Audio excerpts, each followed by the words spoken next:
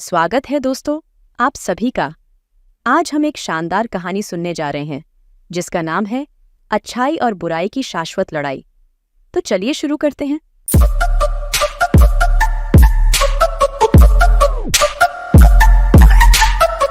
एक समय की बात है, दिव्य लोकों में जहाँ देवता और राक्षस विचरण करते थे, वहाँ अच्छे और बुरे की ताकतों के बीच एक शाश्वत युद्ध होता था। हिंदू पौराणिक कथाओं में गहराई से निहित एक कहानी, एक कालातीत गाथा जो पूरे ब्रह्मांड में गूंजती है।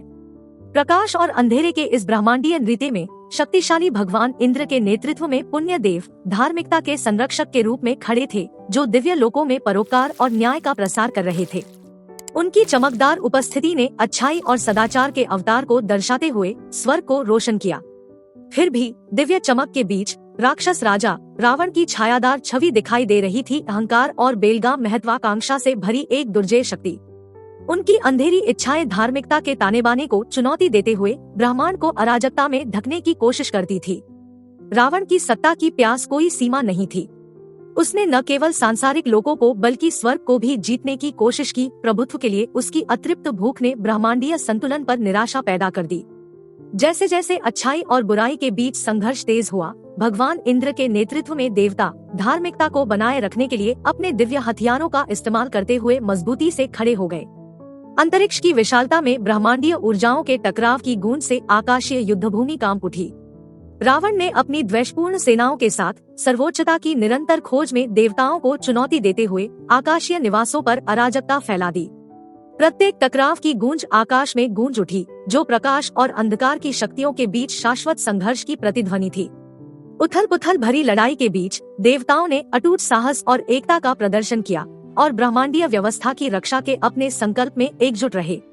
उनकी धार्मिकता रावण के द्वेष की उभरती छायाओं के बीच आशा की किरण बनकर चमक उठी। लड़ाई जारी रही, अच्छाई और बुराई की ताकतें एक शाश्वत नृत्य में बंद रही।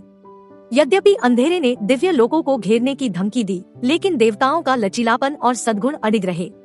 लौकिक टकराव के चरम क्षणों में पुण्य ने बुराई पर विजय प्राप्त की, क्योंकि देवता अपनी वीरता और धार्मिकता में अटूट विश्वास के साथ विजयी हुए। रावण की महत्वाकांक्षाएं विफल हो गई और दिव्य लोक एक बार फिर धार्मिकता की चमक से नहा उठे। अच्छे और बुरे की शाश्वत लड़ाई की गाथा हिंदू पौराणिक कथाओं के तानेबाने में बुनी गई एक कालातीत अनुस्मारक, अच्छाई के अटूट लचीलेपन और प्रकाश और अंधेरे के बीच ब्रह्मांडीय संघर्ष की शाश्वत प्रकृति का एक प्रमाण है।